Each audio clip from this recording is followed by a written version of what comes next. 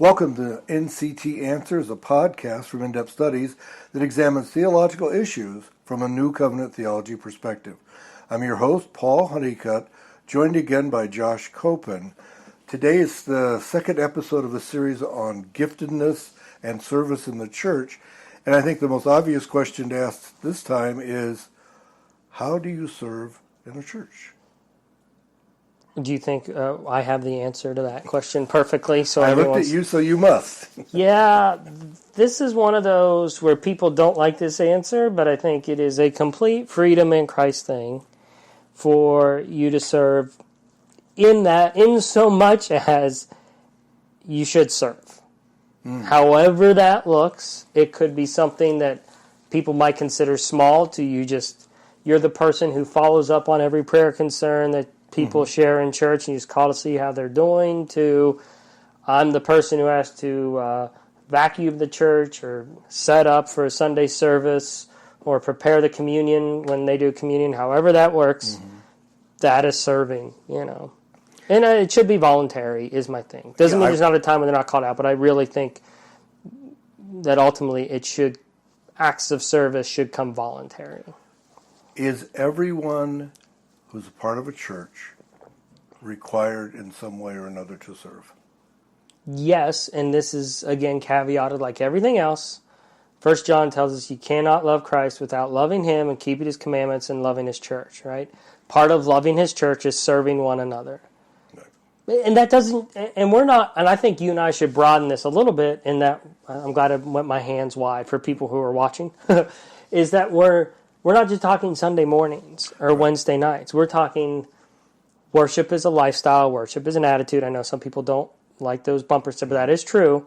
And part of worship is serving the church, not just on Sunday mornings. Well, as you well know, we refer to our little fellowship as a family of believers. And we do that because we believe that, obviously, but we do that, I think, without even consciously knowing it at times, for a real reason, because if you think about, and I know you have a good family back home in West Virginia, you're close to them. You stay in contact. You make sure everybody's okay. If something were to happen, you be the first one there. That's how you should view your church, whatever that church is. You should care so much for the various individuals, and like you said, so that whether it's a Sunday, a Monday, whatever, a Friday night, you're available. You're desirous to serve them in whatever way possible, whether it's very practical, like giving somebody a ride or taking them to the doctor, whatever it may be, or if it's just simply placing a phone call or even a text. Yeah. Right? So that's when we talk about service in the church, it's way broader than just what's your duty on Sunday. Right, your whole thing is built up in reflecting Christ and His love for the church, which then means how can I serve one another? And if Christ is our example, Mark 10:45, 46, I'm not sure, for even the Son of Man came not to be served, but to serve and give His life as a ransom for many. Ultimately, and very few of us, if any, at this point in time will be required to give up our lives for the gospel or for one another, but that is ultimately what serving could come down to as a believer. Right. So serving is, loving Christ, loving His church, and willing to give your life up for her, because Christ gave His life up for her. So that is serving, and it doesn't have to be, I don't like, and you and I have talked about this, we don't like mandatory service. Like, hey, we need greeting team, we need this. Have you ever been to churches like that? It feels so fake. Like, here's the greeting team, here's the seating team, now here's the worship team, here's the giving team, here's this, here's that. And it's like, when you have all these teams, no one's actually communicating. No one's actually being part of a corporate body. Right. It's so fake and not organic. It feels like cookie cutter church, but it's not really church. It's not the called out ones. It just becomes a group, and by definition, almost cultish. Right. Because there's no love there. Well, yeah, what's primary gets lost, and what's secondary becomes what it's all about. And that I've been in churches similar to that. It's usually those churches, and size does play a role, I think. The larger the church, the more volunteers, et cetera, you need to staff it, to run it, et cetera. And it becomes corporate. It loses that organic family of believers all here, under one umbrella, meaning we love Christ and we want to serve Him. You lose that, and it becomes more of a performance, more of a corporate kind of presentation, and it loses all the love and all the joy and all that I think church is supposed to be. Well, and you want it to be one of the best things I ever heard, and this is kind of a side thing, but it's not as much as it might sound once I get to the end of it, is the best children's ministry you can have is before and after church, when kids get to watch people kind of talk and converse and share concerns and love for one another. They get to see that lived out in the body. I think that is part of service, and that comes from a trust of the gospel be enough, that want to serve one another. And then as you get older and come up in a church, I think people tend to notice, like, this building's, it's always clean. Like, who does that? And then you go, oh yeah, that person, they serve. Well, I'd like to help them. Or that guy's the only guy who's ever running sound. Maybe I could go help him. I think that comes from, and it's okay for the elders or people to send out an email, however that looks like, hey, we're a little bit tight in the nursery, we need some help. I think people will answer that call. Oh, yeah. I mean, it's our role, even in our little place, we make the needs known. And then we hope and assume and pray and otherwise that people will step up, and they always do, which is wonderful. But to add just a caveat to what you said a moment ago about the best children's ministry in a church is well-grounded parents. Yes. That which will lead to that before church, after church, atmosphere and so forth, that kids grow the most that way. But I would completely agree with that. So, but in terms of service, there are, my favorite sort of term that I use in response to this in a not so kind way is the parking pastor. The churches that are so big that they have to have that, kind of worry me a little, because I've always felt that the larger the church, the weaker the gospel, because you've got to water that gospel down to avoid offending and driving people away. You're trying to grab more people in. There again, my concern with having or building, as I have one down the street from me, these big monolithic churches. Yeah. Well, the budget just to maintain that building and the people that are working in there is astronomical. So you're not about to go out on a theological limb when you got these bills to pay. You're gonna water down that gospel as much as necessary, so everybody comes in there like an Olstein kind of thing, feels like God loves them to death. Go have a great day, and that's all they hear. What have you done? Yeah, the pastor has a parking space right up front with his name on it, and then I wonder if big churches like that also have like the best member has a parking spot too, so they don't have to park as far away like work has, like the star performer of the month, the star Christian of the month gets the best parking pass for how they served, right? Member of the month. Yes. And it's always rotating. Exactly. Our best member of the month, and then there's a plaque on the wall for other members of the month. I love it. But no, I think serving one another it comes naturally. It comes out of a love for the gospel. And I think sometimes churches don't assume that's going to happen, so they make people do things.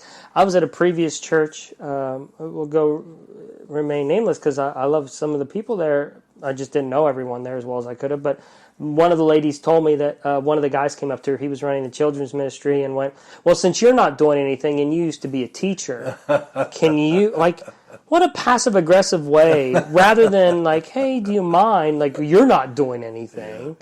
Yeah, that's the stuff that doesn't need to be done. No, that's funny. Well, I'm retired, as you know. I've been retired about, you're in 9 months now, but which is wonderful, by the way. But yeah, I get that sometimes. Well, you're not working. You do it. Yeah. That kind of thing. And I do a lot. I try to do a lot for the church and for those in the church. But yeah, that's kind of funny. But I at least want to feel like I'm making the decision ultimately to do what I do. I'm not being forced into it. And that's something we would never do. We feel like you make the need known, And if we've done our jobs correctly as pastors and leaders, we will hopefully have had instilled in others that love for Christ and that desire to want to serve one another. Right, and it's gonna come and go. We're still sinners. We're not going to get it right on this side of the cross. That isn't this side of glory. That isn't an excuse to not serve. But there will be times where everyone's involved, and other times where it seems like 3 or 4 families are picking up all the slack, and it could be from literal service to money. And I got a question for you because you're a younger man than I am. that's right. Much younger. Just turned 37. And you're cute as heck. But, Feel 22. but here's my question. Mentally, about 15. I'm hearing and reading this a lot lately on some of the church websites and other places. And that is the whole cultural and generational effect that's going on. That more and more of these, and I won't even guess whether they're millennials, Gen X, or whatever, right? But whatever they're so called, is their lack of desire to. I mean, I read something the other day about people aren't going out even to eat anymore. It's too much trouble. They want to just sit home. We have all these services apps where you can just order food over. That's right. You don't have to do anything. So, is that affecting church in a way that you've seen? Yes, because we're going to end up as a society of Wallies, where everyone's just in a chair and can't move. Yeah. Where they're just too out of shape to do anything, Right. so they're just stuck in their chair, and that's one of the problems that some churches have with. They worry about live streaming their services because they don't want people to stay home. But first of all, church research shows that it actually has the adverse effect from that, meaning it's a good thing. People use those streaming services to find what church they want to go to. So that's good. Second of all, I think the issue is there has been such a, as you well know, there's always going to be the next generation not wanting to be like their parents on some level. Of course. So parents drag their kids. My generation is really the first, I feel like, in American history to be like, church, whatever. Where even parents, like your generation, a little bit younger, so in between mine and yours, that was like, I may not agree with this, but it's going to instill some morals into my kids, so I'm fine with that. Let's go to church. That doesn't even exist anymore. Right. So they have no concept of what serving looks like. And then you get in these mega churches, and they look like corporations, as you were saying. So children and kids and young adults just assume they're just running on autopilot like everything else. What do they need me for? We live in rooms in my office building in Tucson. You walk into a room, the lights turn on. I don't have to do anything. They just turn on because I walk in. Let there be light, We've become so lazy we don't even have light switches anymore. I know. So there is that sense of we have trained people mentally. We're all Pavlovian dogs on some sense, right? We've trained people that they don't have to do anything. Right. Because everything's in the palm of their hand. Well, and that brings up one of my pet peeves. I'm serving. I sent a text message into the pastor. Yeah, I sent a Zello or whatever. Yeah. What? Cash amount. Yeah. No, it's the Venmo. idea that what's missing in all that we were just talking about is relationships. See, even like you said, I would just take one slight issue. You said, we need the streaming services so people can look online and find a church they want to go to. Yeah, all they're doing is looking at somebody teach. They can't tell what the people are like. Well, yeah, but you're still going to make a decision based on the church website or how the sermon sounds. Sure. And my point is, if you were moving to Phoenix, you're going to, I wonder what this guy has to say. But wait a minute. Let's take that example. You moved from West Virginia out here to Tucson. Arizona. Yeah. How did you find our place? Google. Somebody told you. No, somebody told you. Well, yeah, Blake. Okay. So Yeah. you knew. See, that's my point, is that even there, I think the relational aspect is so much more important. Because otherwise we've already created this, my generation, with advertising and TV and everything. We created this whole consumeristic America, right? We get too many brands, too many everything.